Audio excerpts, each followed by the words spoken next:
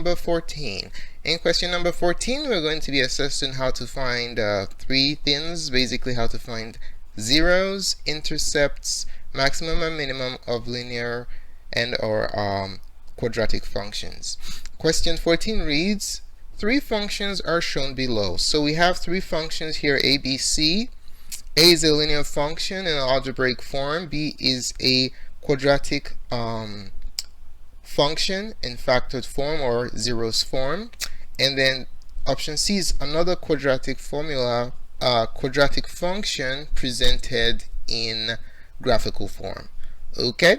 Alright, so the question is as follows. Which statement is true? So we have four statements here, and the question is which of them is true based on the functions that we have to the left. Alright, so we're just going to walk through all four of them step by step and then see which one generates the answer that we desire. Okay, so we're looking for a situation where both scenarios hold true. Now, the first one, option 1, it says B and C have the same zeros. So we're looking at B and C, our quadratic functions here, and then it says both of them have the same zeros. So let's start with option B. We want to find the zeros of function B, okay? Zeros of B. How do you find the zeros of a quadratic function? To find the zeros of a quadratic function in algebraic form, what you do is you set that function equal to 0 and solve. Alrighty? So that's what we're going to do right now. So to find the zeros for option B, we're going to set that function, which is x plus 2 times x plus 6. We're going to set it to 0 and solve. The nice thing about this is that it is nicely factored for us. So we're going to use the zero product property, the ZPP, to solve this. You take the first factor, x plus 2, set it equal to 0, and the second factor, set it to 0. That is what the zero product property is. Okay? Now let's solve them independently. We have two equations here. From the first one, we subtract 2 from both sides of the equation to get rid of this plus 2 and have x isolated. In the second equation, we're going to subtract 6 from both sides of the equation. Minus 6 is the inverse of positive 6. That will result in the isolation of x, and that will tell us what the second zero is. So for the first one, when we subtract 2 from both sides, that adds up to 0. We have x equals negative 2. That's our first zero. And the second zero for function B, f of x, plus 6 minus 6 is 0. X equals negative 6. Alright? So our zeros are negative 2 and negative 6. Let's write it down. So zeros are, in set roster notation, negative 6 and negative 2. Okay, so for option 1, B and C have the same zero. So now let's move on to the situation with C. What are the zeros of function C? If you take a look at the graph provided, which is the graph of function C, we have a quadratic presented in graphical form. So how do we find the zeros of a quadratic in graphical form? To find the zeros of a quadratic in graphical form, all you are looking for are the x-intercepts. Okay? So if we can find out what the x-intercepts are here, then we will know what the zeros of function C are. Okay, so what are x-intercepts? X-intercepts are the points where the graph intersects the x-axis. Okay, so this is your x-axis. So this is your first x-intercept, and that's your second x-intercept. So this value we have 1, 2, negative 2, and then negative 3, negative 4. Alrighty. So this is these two are called your x-intercepts. So this x-intercept is negative 4, and then this x-intercept right here is negative 2. So guess what? Your x-intercepts are exactly the same thing as your zeros. Alright? It's called zeros because at that particular point, h of x has a 0 value. Alrighty, so to find the zeros of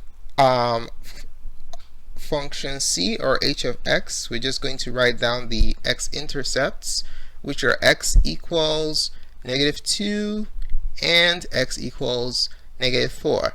So for function c, the zeros are, what are the zeros? -4 and -2. So the question is, do b and c have the same zeros? Do they? The answer is no. One of your zeros are the same, which is -2, but -4 and -6 are different. So they do not have the same zeros. Both of them have to be exactly the same in order for them to have the same zeros. Okay, so conclusion, B and C do not have the same zero. Okay, B and C do not have the same zeros. So what does that tell us? It tells us that option number 1 is not true. Okay? Alright, so we're going to move on to option 2. Option 2, A and B have the same y-intercept. Alright, so let's do that one. Well, how do we find y-intercepts of functions? Well, to get the y-intercept, it's not that complicated at all. To get the y-intercept basically means you set your x to 0. Alright, that's universal. It doesn't matter if you have a linear function or a quadratic function. Okay, so for option 2, we're going to look for the y-intercepts of both of them. Alright, so for y-intercept of function a, guess what we're going to do? We're simply going to evaluate that function when x, the independent variable, is 0. Okay, so we're going to look for that. Okay, so let me take that up. So for the y-intercept of A, option A is g of x. We're just going to set the x to 0. So for A, we have the function g of x equals -3 over 2x plus 4. So to find the y-intercept, guess what? We're just going to plug in 0 for x. So g of 0 is going to be -3 over 2. Instead of x, we're going to put 0 plus 4. Alrighty, and then just simplify. Plug in 0 for the x's and simplify. We're going to PEMDAS the right side of this function. -3 over 2 times 0 is just 0 plus 4, which is 4. Bam! That's the y-intercept of our function A, which is g of x. Now we're going to switch gears and take a look at which one? Function B. Alright, we're now going to look for the y-intercept of function B. Alright, so y-intercept of B. B is the function f of x equals x plus 2 times x plus 6. Now this one, ladies and gentlemen, is a quadratic in factored or roots form. So to find the y-intercept, just simply set x to 0, exactly as we did with function A. Alrighty, so f of 0 means we replace the x's with 0, so we have 0 plus 2 multiplied by 0 plus 6. My 0 here looks like a 6. Let me fix that. Bam. Okay. Alright, so let's PEMDAS the right side of this function. Order of operations, do parentheses first. So 0 plus 2 is 2. 0 plus 6 is 6. And then multiply. 12. Are the y-intercepts the same for these two functions? The answer is no. Alright, so A and B they do not have the same y-intercepts. Okay, so the question is option 2 true or false? Option 2 says A and B have the same y-intercept. That's false. Alright, let's keep going. Option 3, B and C has B has a minimum and C has a maximum. Alright, so for option 3, we're looking at maximum and minimum here. So B has a minimum and C has a maximum. Now for these two, if you look at B and C, they're both quadratics. Okay, if you want to determine if a quadratic has a maximum or minimum, you look at the opening of the graph. Alright, or you can think about it as the mood of the parabola. Is it a happy parabola or is it a sad parabola? So let's take a look at these two scenarios. So something that you want to remember. If you have a happy parabola, okay, what on earth is a happy parabola? A happy parabola is a case where your parabola looks something like this. Alright, so that's happy, happy, happy. It's like you're smiling. Alright, if you have a parabola that's happy or a parabola that opens up, the vertex is a low point, so you have a minimum. Alright, so when you're given a graph, if it opens up, it's a minimum. If you are given an algebraic equation, the a value has to be greater than 1. Alright, so when a is greater than 1, or you have a parabola opening up, your extrema is a minimum. Keep that in mind. Alright, so this is a happy case. How about sad parabola? Sad parabola looks like this. Bam. Something that opens down. Okay, so let's say there goes the ice right there. Right. Okay, so you have a sad parabola. So if your parabola opens down like this, when given a graph just like C, you see it opens down, it's like a sad parabola right there, right? So if it opens down, in that case, you have a peak or a high point called a maximum. That's how you describe the extrema or the vertex of the parabola that opens down. Algebraically, if a is less than 1, or if the leading coefficient, when written in standard form, if the leading coefficient, it doesn't matter if it's written in standard form. If the leading coefficient is negative, it's going to be sad. Okay, if the leading coefficient is positive, then it's going to be happy. Alright, so let's go ahead and take a look at B and C. Let us start with B. For function B, let's see here. We have f of x equals x plus 2 times x plus 6. Now the question is, when you graph this parabola, is it going to be happy or sad? There are two ways you can do this. You can either graph it with your calculator and see what the opening is, or you can just think about what the sign of the leading coefficient is. The leading coefficient is the term with the biggest degree. So in this scenario, if you just multiply x and x, you will have the term with the biggest degree.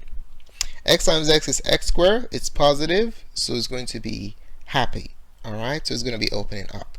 So let's show the work so that everybody understands what's going on. So what we're going to do is we're going to expand this completely so you can see exactly what A is, and that will tell us the opening of the parabola. Alright, so we're going to FOIL this out. First, outer, inner, last. So first, outer, inner, and then last. Alright.